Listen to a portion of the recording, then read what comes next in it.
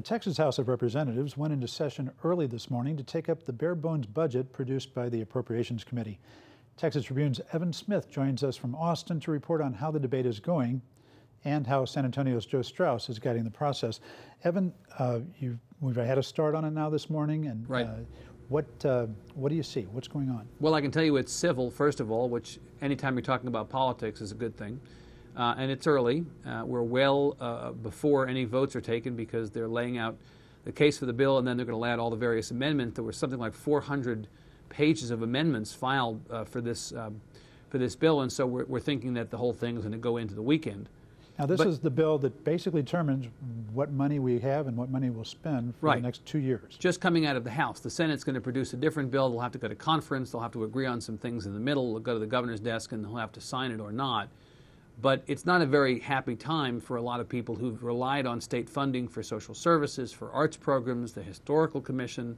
Many of the people who've received funding from the state are going to end up on the losing end today. Whoever they end up winning or losing at the expense of is still to be determined, but it's going to be a difficult day for a lot of people. Are there any indications that this is going to be, as so many things are these days in Austin, just a straight party vote? Well, in fact, the opposite is true. I think there are a number of Republicans who are asking themselves whether they can honestly go home and sell this budget to the people who elected them. And so you may see some people who vote against this bill because, remember, the Republicans have 101 in the House. They can afford to let 25 people vote with their districts or their conscience as opposed to their party and still have enough 76 for a majority. Then those guys could come back around and vote for the final bill after it comes out of conference. But I think you may not see a straight party line vote today. Well, that kind of leads to discussion of Joe Straus, the San Antonio Speaker of the House.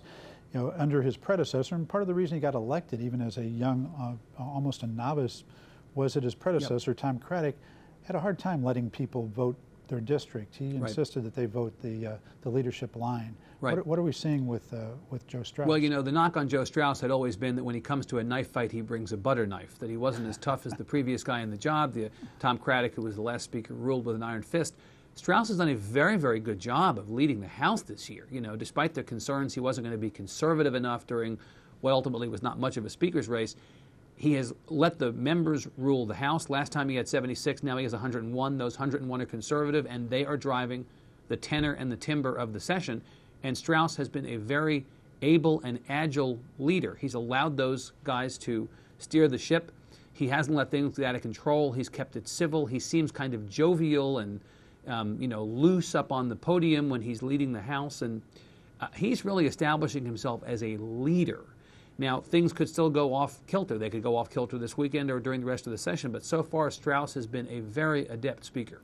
Well, one of the things he did was to appoint Jim Pitts, the representative who began, what, 6, 8, 10 months ago, working before the session was even getting ready to start, or before even the final November elections, working on how to structure all these cuts. Right. Pitts was a Straus guy last session. Pitts is a Straus guy this session. He had been appropriations chair, and he was proactive in figuring out what they were going to do.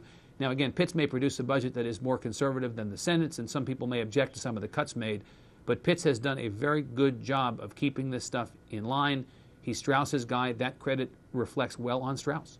Now, the Senate appears to be wanting to do billions of dollars more in spending than the House. So what's likely to happen when we come to the Senate is trying to be more generous on this stuff than the House is, but the reality is revenue bills, as we've said before, Rick, originate in the House. And unless the Senate has some way to cut so much more spending that they can then put money into new programs or old programs, they can't create revenue out of nowhere. The House has to do that, and the House has shown no appetite to do it. The House has to give them the money to decide how to do it. And that doesn't look very likely right now. Are these bad choices or tough choices? Well, I'm not sure that there have to be one or the other. They can be both tough and bad, and depending upon if you're on the receiving end, you may view a choice to be bad.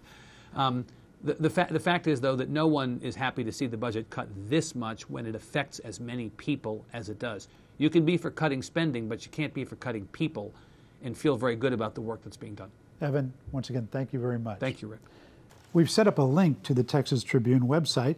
Just go to klrn.org/TexasWeek.